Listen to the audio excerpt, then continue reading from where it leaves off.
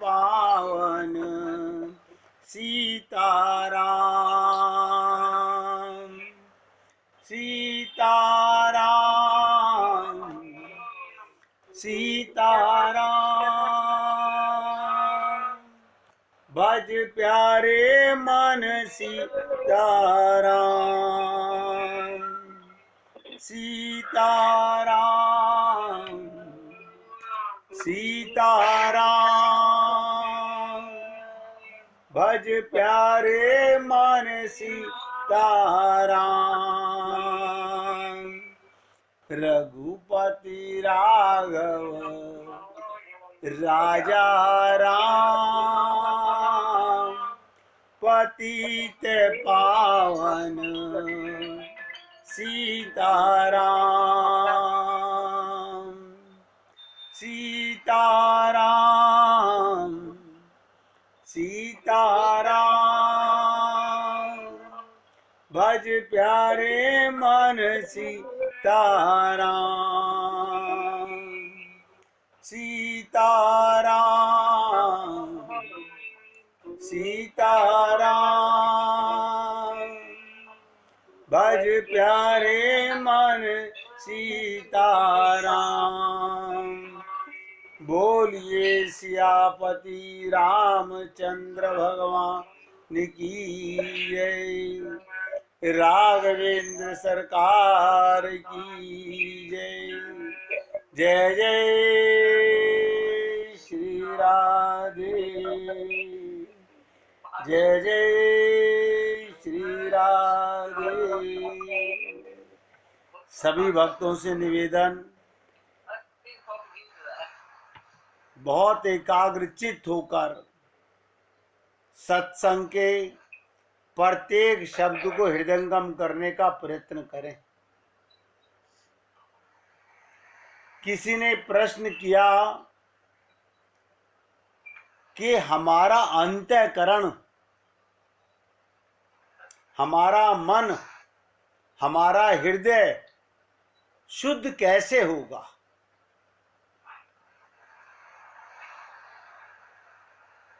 मैं कई संत महात्माओं के शब्दों से आपको बताने का प्रयत्न करूंगा। मैंने उनसे निवेदन किया कि ये चर्चा का जवाब हम सत्संग में देंगे, जिससे अनेक जीवों का कल्याण और लाभ दोनों हो। सबसे पहले रामानुज संप्रदाय ने कहा, कर्म से, ज्ञान से अंतःकरण शुद्ध नहीं होगा। अंतःकरण शुद्ध होगा शरणागति होने से।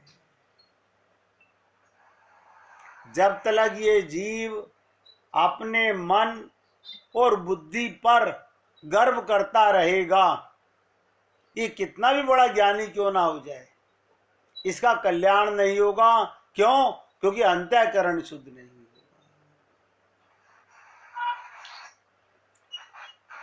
रामसुखदास जी से पूछा गया कि जीव का अंतःकरण कब और कैसे शुद्ध होगा, तो रामसुखदास जी ने कहा कि जो जीव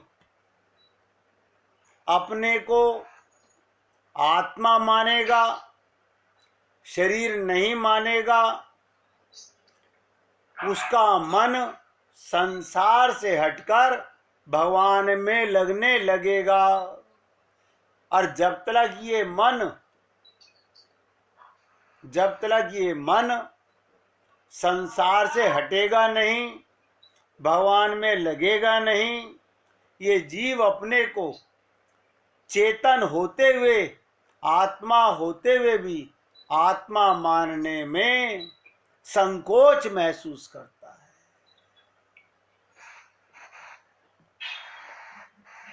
नंबर 3 सुनिएगा। कृपालु जी महाराज क्या कहते हैं कि अंतःकरण शुद्ध करने का सरल माध्यम आंसू बहाने से अंतःकरण शुद्ध होता है।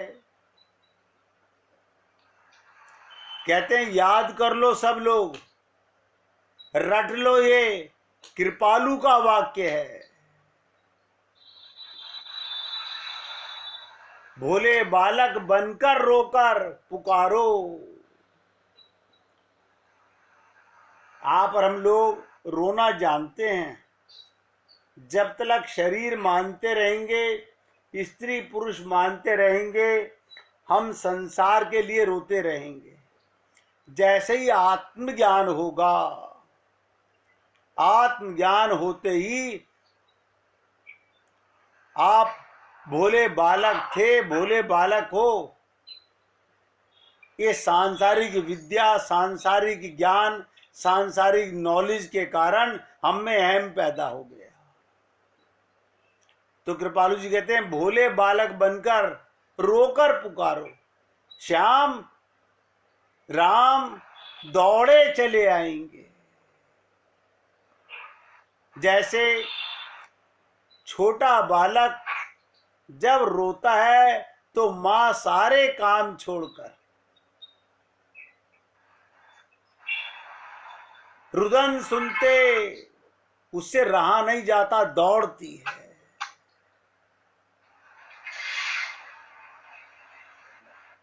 और बताता हूं, अखंडानंद सरस्वती वृंदावन में बहुत अच्छे संत हुए। वो क्या कहते हैं, सब ज्ञान फेंक दो,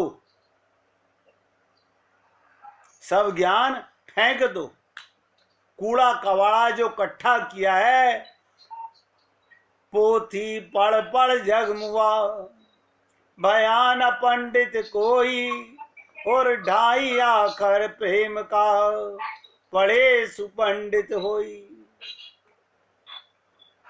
फिर क्या करें, असहाय होकर दीनहीन पापात्मा रियलाइज करो कि मैं कितना पापी हूं, कि परमात्मा का अंश होकर। ध्यान दीजिएगा, कभी हमने रियलाइज नहीं किया। उसने मेरा अपमान किया, हमने रियलाइज किया। उसने मुझे धोखा दिया, हमने रियलाइज किया।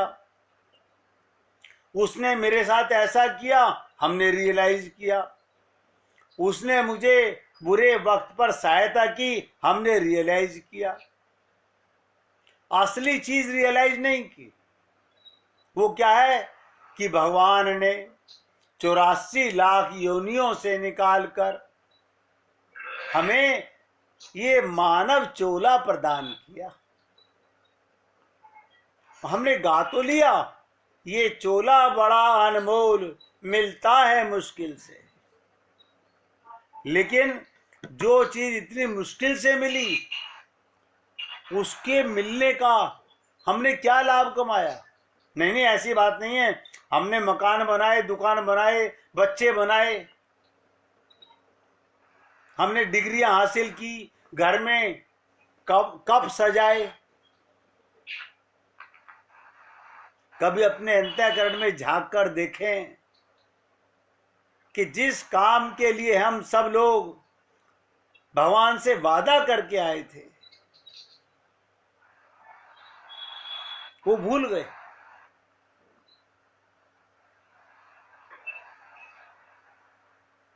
तो अपने को ये संसार का कूड़ा कबाड़ा जो इकट्ठा किया है, सब फेंक दो। अपने को फेंकने का मतलब मन से हटा दो, क्योंकि मन में दो चीज एक साथ नहीं रह सकती।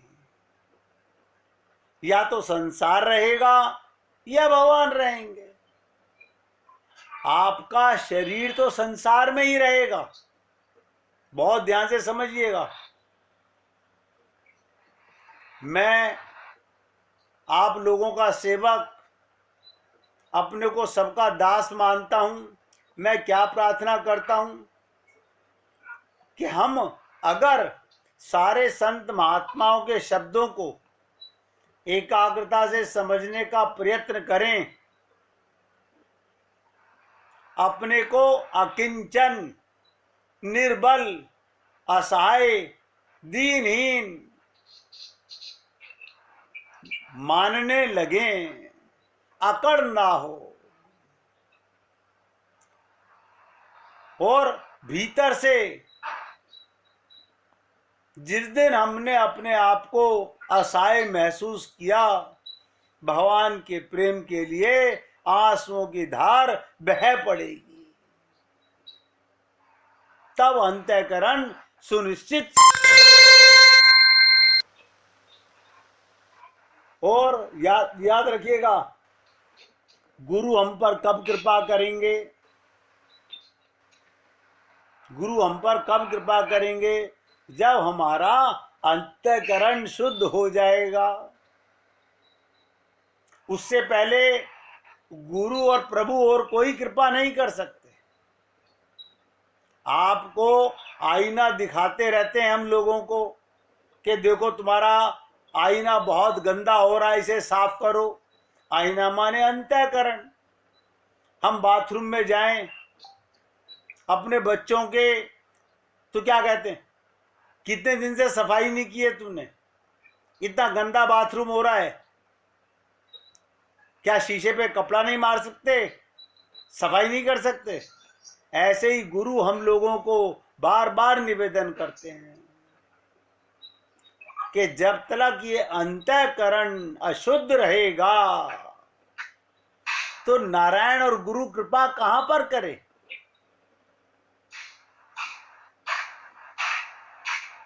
जिस दिन हमारा अंतःकरण शुद्ध होगा, रट लीजिए, उसी दिन गुरु की कृपा होगी। और गुरु की कृपा होते ही जीव को भगवत प्राप्ति होगी। कुछ नहीं करना, सिर्फ अपना अंतःकरण शुद्ध करना है। अब आप सोचिएगा, मैं कूड़ा अपने घर में डालूं तो मुझे पता नहीं गंदा किसने किया है। मैंने कूड़ा डाला है तो मुझे पता है ना मैंने गंदा किया है, तो कूड़ा निकालेगा कौन? जिसने डाला है वो निकालेगा। ध्यान रखिएगा, हम लोग पत्नी से कहते हैं, बेटी से कहते हैं, माँ से कहते हैं, घर में सफाई नहीं की। हमें अभी अंतःकरण की सफाई का ज्ञान नहीं है। हम शरीर मानते हैं तो घर को साफ रखते हैं। आत्मा जिस दिन मान लेंगे फिर क्या कहेंगे, आइए विराजिए। कहां? बाहर, अंदर नहीं। अभी तक हम क्या कर रहे हैं? जो आया अंदर, जो आया अंदर। यही एक अज्ञानता हमें अनंत जन्मों से भगवान से नहीं मिलने दे रही। तो मेरे भाई, मैं आप लोगों से फिर निवेदन कर रहा हूं, आप आनंद मध्य सिंधु अविनाशा परमात्मा की गोदी में सदा रहते हो। सोचिएगा, हम सदा परमात्मा की गोदी में रहते हैं।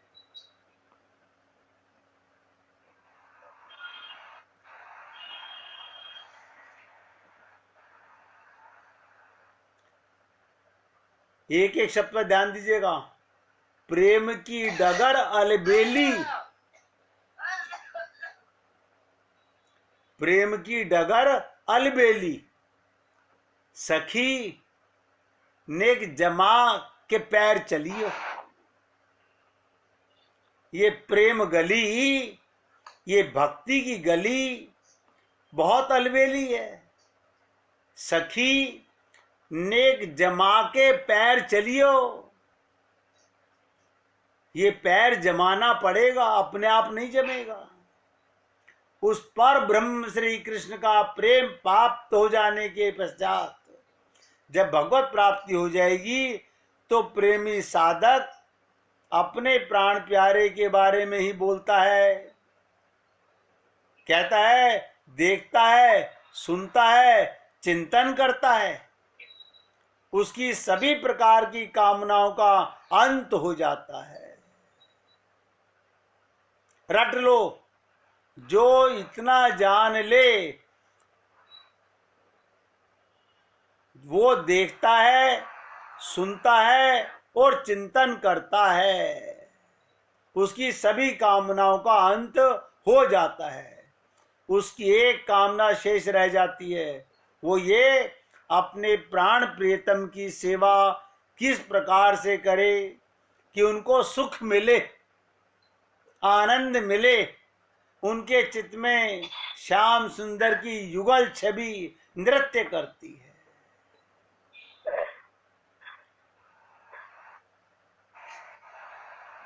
जबकि कामी व्यक्ति का हृदय नाना प्रकार की वासनाओं से भरा रहता है, जिसके अंतःकरण में संसार की वासनाएं, संसार की कामनाएं भरी हुई हैं। उसका चित्त, उसका अंतःकरण नाना प्रकार की वासनाओं से भरा रहता है। वे बोलते हैं तो उनकी वाणी से वासना ही टपकती है। वो सदैव काम चिंतन करता है। वो प्रत्येक स्त्री को, ध्यान दीजिएगा, मैंने अनेक बार कहा कि प्रेम पाप नहीं है। कामी पुरुष प्रत्येक स्त्री को वासना भरी दृष्टि से देखता है। वो सुनता भी है तो वासना भरी बातें, कामनियों के बारे में ही सुनता है। एक पतन तथा जगत बंधन का कारण है और दूसरा परम धाम वृंदावन की दिव्य लीलाओं का चिंतन करना है। ऐसे व्यक्ति का हर्ष क्या होता है, ध्यान से सुने। जो बोल रहा हूं बहुत ध्यान से सुनिएगा। मनुष्य के जीवन में उत्साह की जगह निराशा आने लगती है, अशांति आने लगती है, चिंता आने लगती है, जड़ता आती जाती है। इसका क्या कारण है? हम निराश रहते हैं, हम दुखी रहते हैं, हम अशांत रहते हैं। इसका एकमात्र केवल इतना है कारण कि जिस जगह शांति, जिस जगह आनंद है, उस जगह जीव ने मन नहीं लगाया। मन भगवान में, गुरु में, भगवान के नाम में, भगवान के गुणों में, भगवान की लीला में, भगवान के धाम में लगाया होता तो आनंद आता। हमने नहीं लगाया। जड़ संसार को, बहुत ध्यान से सुनो, ये झूठे संसार को, मरने वाले संसार को, समाप्त होने वाले संसार को मन में भरने के कारण जीवन भी जड़ यानी अशांत बन गया। लेकिन जब आनंद स्वरूप भगवान को, आनंद स्वरूप अपने गुरु को मन में भर लोगे तो जीवन में आनंद की नदियां बहने लगेंगी। मेरे शब्दों पर अगर आप लोग थोड़ा भरोसा कर लें, आनंद तुमसे दूर नहीं है। तुमने उसका फाटक बंद किया हुआ है, उसका बांध बंद है। सुखदाता परमात्मा वो तो आपके हृदय में विराजमान है। हमने ही संसार को हृदय में बिठा रखा है। इसलिए मेरे भाई, मैं निवेदन करूंगा, आप और हम लोग अगर वाकई में अपना कल्याण करना चाहते हैं तो हमारे कल्याण को कोई छीन नहीं सकता। बस क्या करें, अपने अंतःकरण में झांक कर देख लीजिए कि मेरे मन में मेरे गुरु, मेरे प्रभु और मेरे भक्तों का, संतों का, जो भगवान के प्रेमी हैं, उनके अलावा अगर कोई भी है तो इसका मतलब एक मछली सारे तालाब को गंदा कर देती है।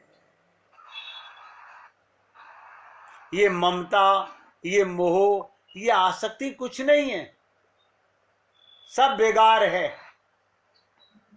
अज्ञानता की निशानियां हैं। हाँ, मैंने कई बार कहा आपसे, आपके परिवार में कोई संत है, कोई महात्मा है, कोई भगवान का भक्त है, अरे आपका कोई कितना ही प्रेमी क्यों ना हो, अगर भगवत प्रेमी है वो भगवान का ही स्वरूप है। इसलिए निवेदन करना, मैं आपसे निवेदन ही कर सकता हूं, मैं आपसे निवेदन ही कर सकता हूं, आप उस पर अमल करें या ना करें। अब कल की बात पर बहुत ध्यान से सुनेंगे। कल मैंने आपको मेघनाद के बारे में, अक्षय के बारे में सुनाया कि रावण ने किस प्रकार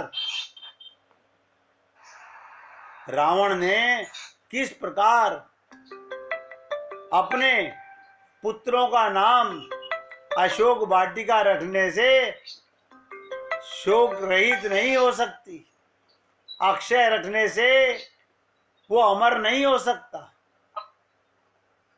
इसलिए आपसे निवेदन करता हूं, बार बार सोचिएगा। अब आज की चर्चा बहुत इंपॉर्टेंट होने जा रही है और उस पर ध्यान दीजिएगा।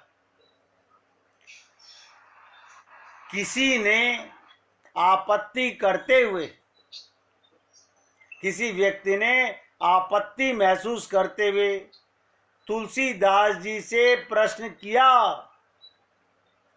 कि जब संसार के सेवन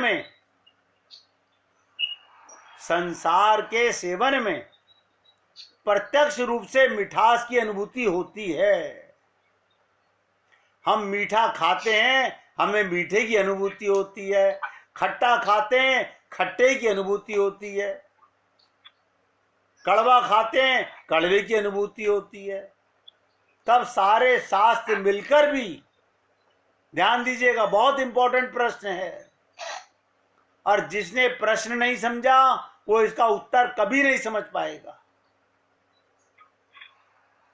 इसलिए निवेदन कर रहा हूं, ध्यान से सुनिएगा। तुलसीदास जी से पूछा कि जब विषय क्या, संसार के विषय हमें स्वयं मिठास की अनुभूति करा रहे हैं, हमने बेटी को गले लगाया, हमें आनंद आया, हमारे हाथ में नोट आए, हमें आनंद आया, हमने मिठाई खाई, मीठे का अनुभव हुआ, तो ये बताइए गुरुजी कि सारे शास्त्र मिलकर, इस संसार के सारे संत महात्मा मिलकर इनकी निंदा करें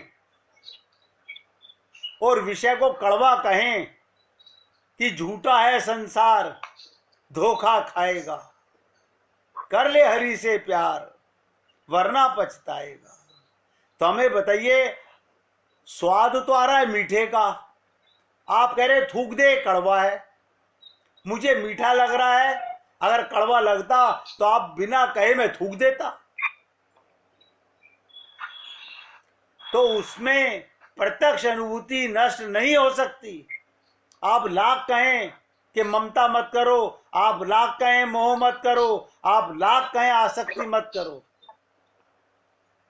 हमने धन में सुख माना नहीं, अनुभव किया है। हमने पत्नी में, पति में, बच्चों में सुख अनुभव किया है। तो बताइए गुरुजी, हम कैसे त्याग दें?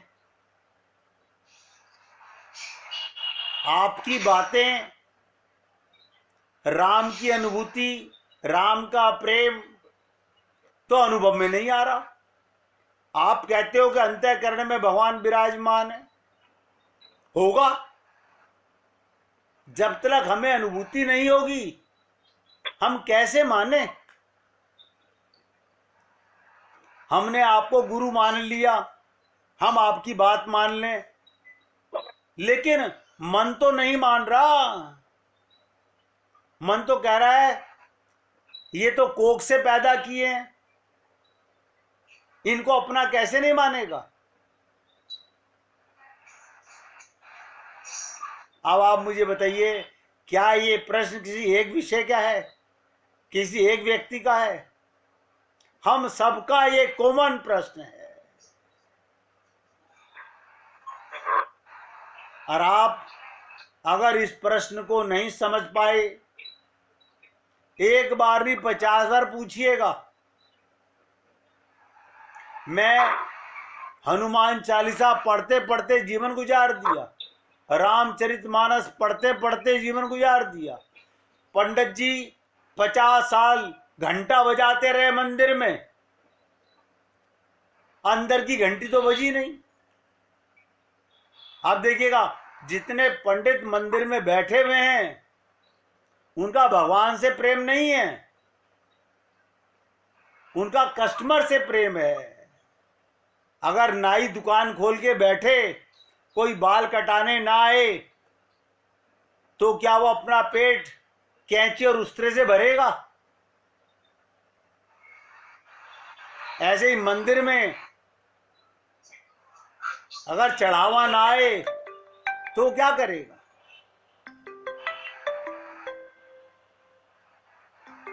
और मैं महसूस करता हूं कि आप सब लोग इस प्रश्न से बड़े खुश हुए होंगे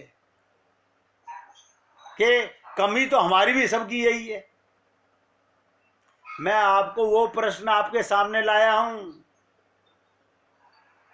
जब तक तत्व ज्ञान नहीं होगा, जब तक तत्व ज्ञान नहीं होगा, तब तक ये जीव यूं ही संसार में भटकता फिरेगा।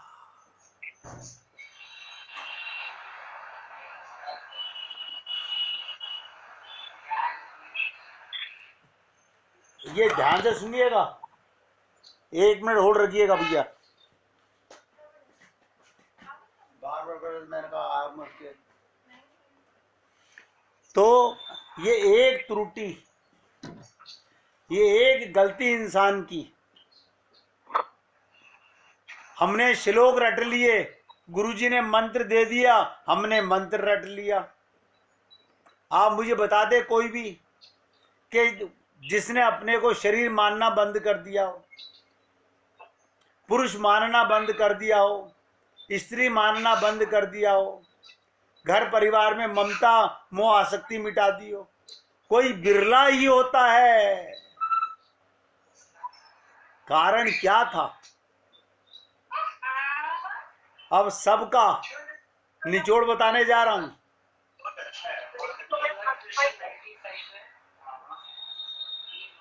बहुत निचोड़ की बात बताने जा रहा हूं कि हम जहां भी गए, हमने सुना लेकिन शरणागति नहीं की। हमने कहा ना माम एकम। आप सोचिएगा, जब अर्जुन सरीखे विद्वान को गीता के 700 श्लोक भगवान श्री कृष्ण सुना रहे हैं, और कहां पर? युद्ध के मैदान में, जहां वो हथियार डाल चुका था। और वो 18वें अध्याय के 73वें श्लोक में बोल रहा है, मोह नष्टम स्मृति लब्धा। 2 ही शब्द बोले मैंने, मोह नष्टम स्मृति लब्धा। इसका मतलब क्या था कि गोविंद, जब तुम्हारा मेरा संबंध मुझे समझ आ गया, अनुभव हो गया, तो मोह समाप्त हो गया। समझ गया मैं। क्यों? आपने अपने मुख में ये जो अभी जिंदा खड़े हुए हैं इनको आते जाते हुए दिखा दिया। ये देख, सब अंदर जा रहे हैं, सब बाहर आ रहे हैं। प्रत्यक्ष मैंने देख लिया। अब मुश्किल क्या है कि भगवान ने अर्जुन को दिखा दिया। अब अर्जुन ने जो देखा वो अर्जुन को विश्वास हुआ, हमें कैसे हो जाए? अर्जुन ने जो देखा उसका विश्वास अर्जुन को हो गया, हमें कैसे हो जाए? अब मैं इसके ऊपर कई एग्जाम्पल आपको दूंगा और आप लोग बहुत ध्यान से सुनेंगे। एक व्यक्ति, ये किसी के यहां से अलार्म की गाड़ी चलने की बहुत तेज आवाज आ रही है। हाँ, ध्यान से सुनिएगा भैया कि जब हमने गुरु को कह तो दिया शरणागति में है, हम हैं, गुरु पानी में खड़ा हुआ है, गुरु भगवत प्रेम में तैर रहा है, लेकिन हम डूबने से डर रहे हैं। हम डूबने से डर रहे हैं। गुरु नानक जी ने एक ही बात कही थी कि जो बोरा डूबन डरा रहा किनारे बैठ। अब ध्यान से सुनिएगा, जो व्यक्ति तैरने की पुस्तकें पढ़ ले, बहुत ध्यान से सुनिएगा एक एक शब्द को, जो व्यक्ति तैरने की पुस्तकें पढ़ ले वो अपने आप बिना किसी गुरु के सिखाए तैरना सीख सकता है क्या?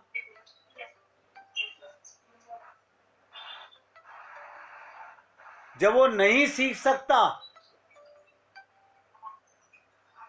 तो आप सोचिएगा, वो जब तक गुरु की शरण जाएगा नहीं, पानी में उतरेगा नहीं, वो बाहर खड़ा खड़ा हाथ पैर चलाता रहे, गुरुजी तैर तो रहा हूं मैं, आप अंदर तैर रहे हो, मैं बाहर तैर रहा हूं। पानी में उतरने के बाद ही,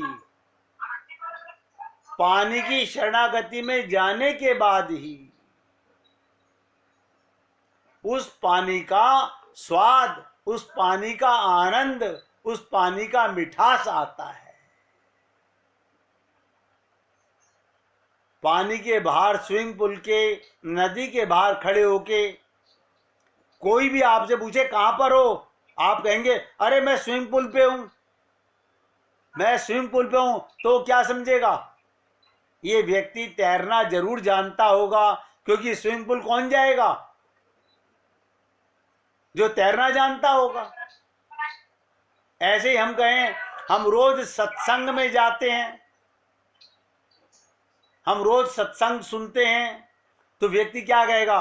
भैया ये तो इसका मतलब भगवान का प्रेमानंद पा चुका है, कहेगा ना।